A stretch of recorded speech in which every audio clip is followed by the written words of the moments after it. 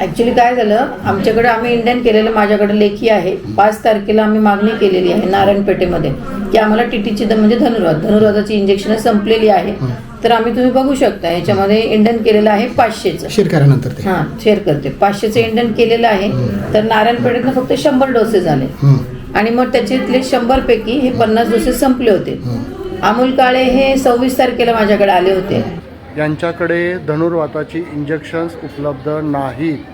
तर त्या दिवशी आम्ही इंजेक्शन फक्त 50 शिल्लक होते आणि आम्हाला असं सांगण्यात आलंय की आरोग्य कोटी जी आहे आपली, आमच्या अंडरचे आरोग्य कोटी आहेत, तिथले जे कामगार आहेत झाडू खात्यातले किंवा जे साफसफाई करणारे, की त्यांनाही इंजेक्शन द्यायचे आहेत. कारण कॅम्पेन चालू आहे आपलं इंजेक्शन टीटी. तर हे सेवकांसाठी शिल्लक ठेवा.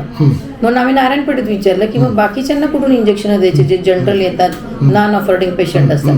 तर त्यांचं असं म्हणण्यात आलं की हे इंजेक्शन काही महाग नाही आहे, स्वस्त आहे, 20 रुपयाला, तुम्ही त्यांना बाहेरून लिहून द्या.